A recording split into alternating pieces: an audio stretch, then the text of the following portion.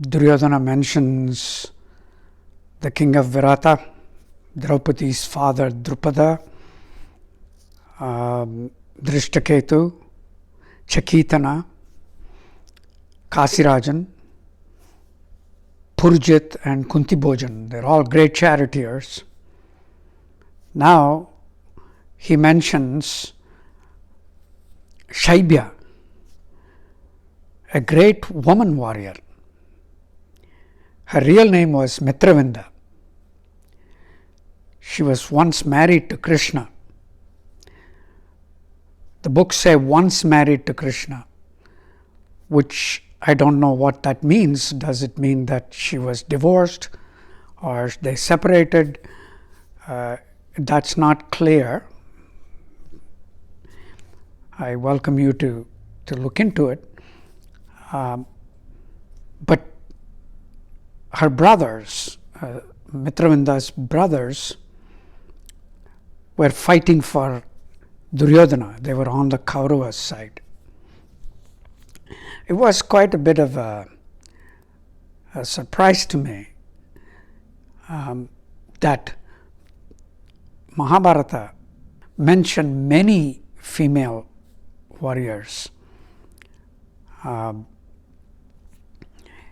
We have had in the modern history many warriors as well. We know in Tamil Nadu there was Velunachar, Rani Velunachar, and fought against the British. But we have been including women as warriors from the time of the Mahabharata. And then there is mention of Yadumanyu and Uttamatejas. They were brothers protecting Arjuna's chariot, especially the rear wheels. So they would be standing in the back of the chariot. We always imagine, because of the way the movies depict them, it's a small chariot with Krishna as the charioteer and Arjuna standing there with his quiver and bow and an arrow in his hand. That's the way you see that being portrayed. But in reality, it must have been a bigger chariot than we see or we imagine in the pictures. There was place for two more warriors in the back. They were protecting the back wheels. And then, of course, Duryodhana mentions son of Subhadra, Abhimanyu. The moment you hear the word or the name mentioned, the emotions just bubble up. I mean, we can't forget what happens to him in the war. There is a side story about Subhadra. Anytime you run into a newlywed couple, you always ask, how did you meet? In a similar way, if you want to know, how did Arjuna and Subhadra meet? It's an interesting story. I thought I would share that with you. Arjuna was trying to protect a couple of Brahmins who were being chased by hoodlums, the Rakshasas.